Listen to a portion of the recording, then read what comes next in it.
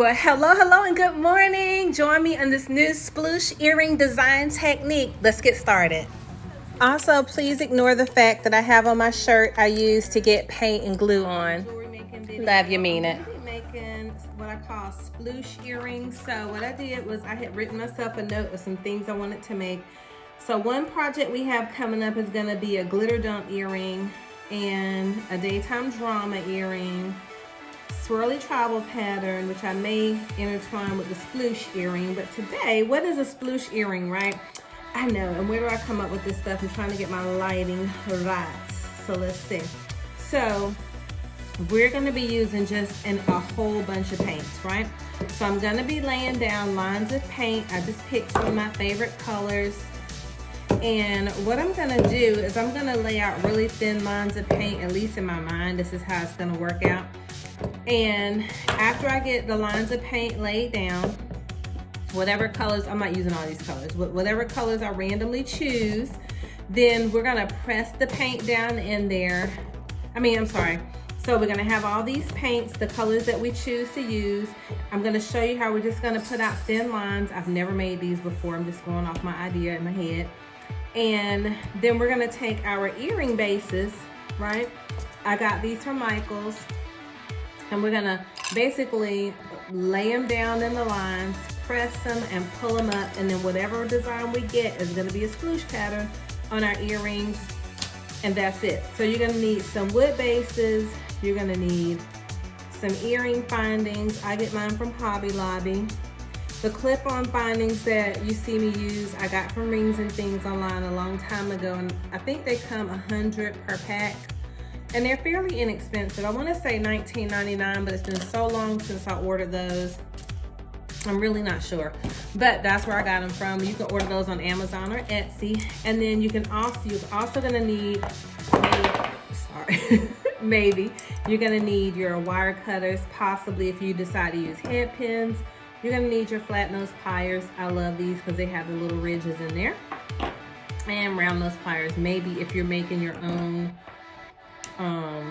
jump rings. So also I'm going to be drilling holes in here. You already know I use a cordless drill. For those of you that have seen my videos in the past, don't know where that weird string came from.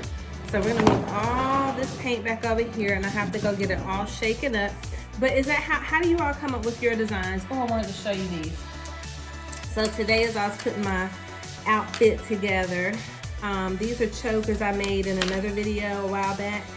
And I love these. And so the reason I'm working on tin foil today is because, you know, I normally work on, these are just cute little chokers. I normally work on white paper, but I don't want to put the paint down on the white paper and then not adhere like I want it to. So I just figured if I put it down on the tin foil, it'd be easier to work with. So let me go get all the paint shaken up. I'm going to put it in the lines. I may show you me pouring some of the paint, and we'll be right back. So wouldn't it be great if they had some type of paint shaker invention? Maybe we could come up with that, right? No, I just decided I'd do this with you for a second on camera. And so with this, think about it. We're not gonna be able to get to do double coats or anything like that. I think I have one of these open already. Robin's Egg Blue. I'm gonna have to go hunt that down and see. So, of course, I'm just doing this for drama purposes. So, just going through, shaking up all the paints. I'm gonna shake them up. Now, I would say be careful using the black, only because it can be overpowering, depending on how it swooshes out or spreads out, but you could.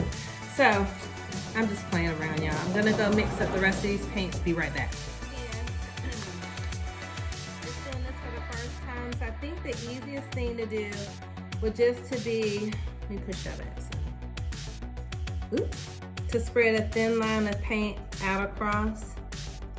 And the reason I'm saying we want to do it in a thin manner is because we want some of each of the colors to get on the earrings, right?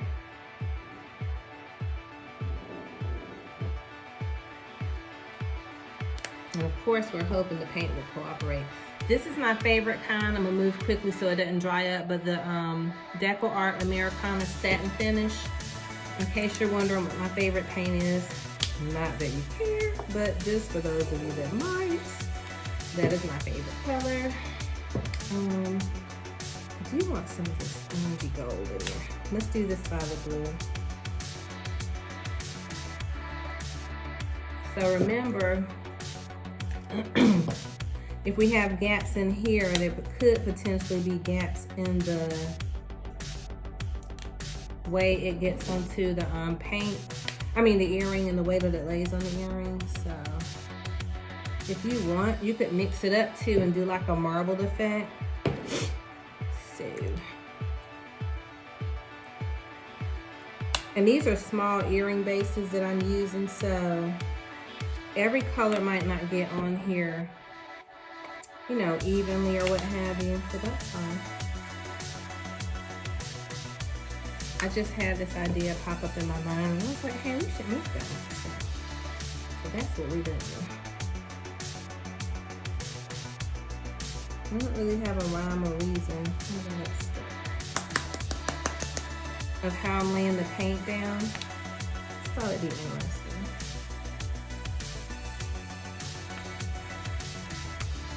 I should be cleaning these tops off so they don't get stuck, but that's too much left and right. Let's do our cream color somewhere in here. I'm gonna do that. And then let's maybe do not too dark of a blue, but because there's a little spot right there, let's do that. And you know, this reminds me of where some people do the paint pour technique. We're just not pouring anything. Let's see. Let's stick that in there. And I need one more color. I'm really debating about this red. So let's go for it. Just a little bit of red across here.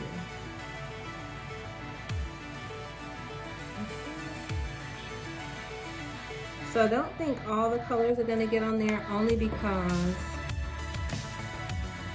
the earrings aren't that big, so I might not get every color, but what I can do is do 2 pair. So depending on, because look, they're only that big. So I might get some of everything or a tip of everything. So what was I gonna show you? Oh, let me take a picture of this right. I decided to move the light a little closer. Hopefully you can see it well. So we're gonna do our first dip. You could use gloves to do this if you wanted to, but you don't have to. So I'm just gonna go to the one that's closest to me. I'm gonna drop it down. I'm gonna take this one, I'm gonna drop it down.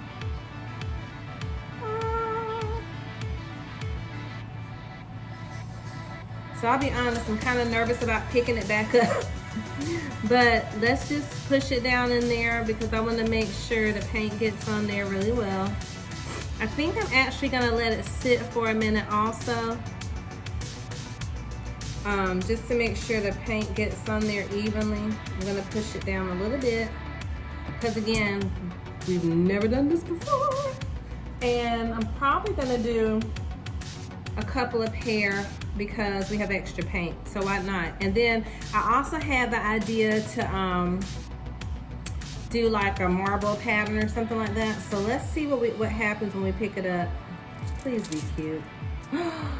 Look how pretty that is. I like it. So I like it like that. I know, I do like that song, even though I am aware that it's probably talking about some things that are a little unseemly, but I like the beat, not the words. So, look how beautiful. So, this is our sploosh earring technique. I feel like we could get some other, oh, these are perfect for the summer. Let me go get a few more earring bases. I'll be right back. Okay, so I also had these oval shaped pieces, which I think would be really pretty. So, we're gonna press them down as well into our sploosh pattern and see what we get. We're gonna press them face down, see what we get. Y'all, you know what this reminds me of? I don't know if you have one in your area or not. We have one not in our area, but about 30 minutes away. It's called Rita's. Oh my gosh. We had Rita's for the first time in Florida. My husband and I, we went for our anniversary to Jacksonville, Florida. Oh my gosh. I think we ate there. I mean, I ate there, but got ice cream there 2 days in a row. Then we took the kids back the next time we went, and they had Ritas. Oh my gosh. So incredibly yummy. So, again, press it down. You may hear my son getting dog food for our dog. And then we're just gonna pull it up. Sploosh. Oh my gosh. Look how pretty that is. Like Easter eggs. Kinda. Easter's coming up too, so sploosh. And it has like a little suction when I go to pull it up. That's so funny. So let's put those up there. You guys, I think you're gonna be able to get so many pairs of earrings. I'm a fan of these hearts. I got these in a pack from Michael's. I think they're super cute. There's a lot of them. I wish that I could drill a hole straight down, but I don't think that's possible because they're so thin. If they were thicker, we could. So let's do a sploosh pattern on, I'm gonna move it to the middle though. Do a sploosh pattern on the hearts and then up here. And guess what? They don't have to be the same. They're not gonna be the same. They'll have the similar colors, right? Because it came from the same design. I think these would make super cute pendants too, necklace pendants. So I'm gonna grab, I think, so pretty. I'm gonna show you these also once I finish pushing them down. Oh my gosh, I love that one the best. So let's grab 2 more hearts because I want to make necklace pendants. I'll be right back. Okay, so let's press it down one more time. And what we're gonna do is I'm gonna press that one up there because it's getting thinner spots over in here. I want to make sure we get a great coverage. So again, just press them down. And you gotta say the sploosh part when you pick them up, just so you know all that jazz. It works out right? Comes out well by saying sploosh. I don't even know where I got the idea from. So notice also, I wanna see, make sure there's no air bubbles in there. So I'm gonna get rid of that. And there, saw some air bubbles. Cool. And the thing I love about the tinfoil also is while they're drying, they won't stick, right? They'll just be easily able to be pulled up. So sploosh. Look how pretty. Oh, you know what they look like? Tie-dye.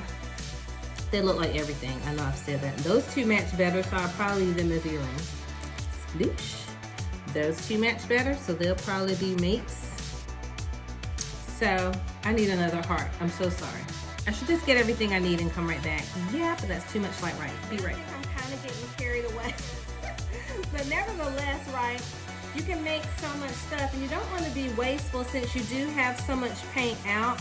So I'm gonna make 2 more hearts that may end up being necklace bases. And then from the paint that's left, I'm gonna use this big circle and I'm gonna make a necklace centerpiece. So that way, in case I fall in love with those 2 and genuinely want them to be earrings, then we can do that and I won't feel guilty that I don't have a necklace base. Now you could go in here and swirl this all around if you chose to. You could add some more paint, do whatever you want. Sploosh, look how beautiful.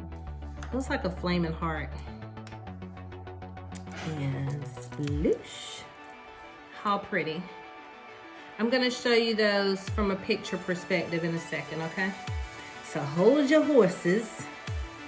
Oh, y'all, okay, look, in the South, we use this term called don't look a gift horse in the mouth. Y'all probably say that too where you live. And I was like, what does that even mean? My daughter said that yesterday. What does that even mean? I was like, I don't know, let's Google it. So how about back in the day when people used to give horses as gifts? It was considered rude to check the horse's mouth to see if all of its teeth were good. So this is such a random nothingness fact, right? But it was rude to check the horse's mouth to see if its teeth were good while the person was standing there that had given you the horse. So that's why it said, don't look a gift horse in the mouth. Where do we come up with this stuff? Oh my gosh, is that incredible or what? So maybe this is just tie-dye jewelry and that's just what it's gonna be, right? I love that. So we're gonna let these all dry. I can't remember what I said I was gonna do next with those. I have some circles. I'm gonna do that off camera, but I'm gonna go get some circles that I have and see what I can get from here. So we can have a few more designs and I'll show you what everything looks like with the upcoming picture next. It may take a little bit longer to dry because we use such thick coats of paint initially. which is fine. So that means while I'm out and about selling a home today, dropping my son at college, studying for a real estate class. Y'all pray for me. I need to pass this thing like ASAP. I should have already taken the exam, but I don't have it all in my head yet. Look how pretty that is. I love that. So some paint didn't get right there. I'm wondering if I should leave it white, but let's see. Oh, so pretty. So I don't know, I kind of like that white edge. Let's see. I think I want to dip it right there. So let's let that dry. I think I want to dip this one to match it.